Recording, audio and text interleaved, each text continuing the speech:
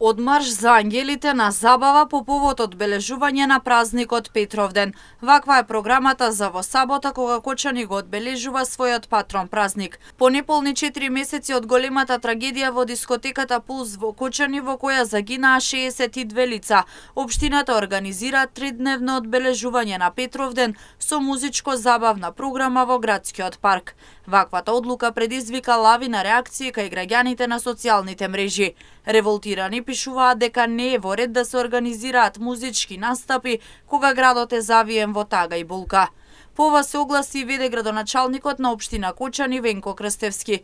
Во писменото соопштение до јавноста вели дека по разговори со психолози, експерти за трауми, социјални работници, па и со луѓе од Шведска кои поминале низ слична тага, нивните препораки се дружбата, но и музиката да бидат за заздравување.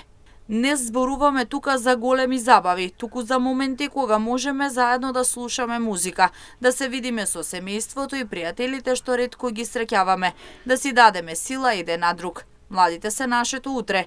Им треба простор да зборуваат и да не се чувствуваат сами, но и немаме опција да дозволиме нивна дружба по другите градови и небезбедно враќање од таму.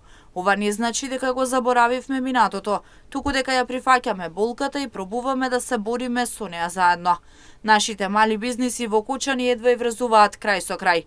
Нашите порти треба да ги отвориме за соседните градови и сите оние кои беа навикнати да пазаруваат овде и да ги поддржат нашите ресторани, мали и средни предпријатија. Секој настан, секоја средба е шанса да и помогнеме, но и да и дадеме сигнал на сите дека портите на Кочани се отворени, стои во соопштението од Крстевски.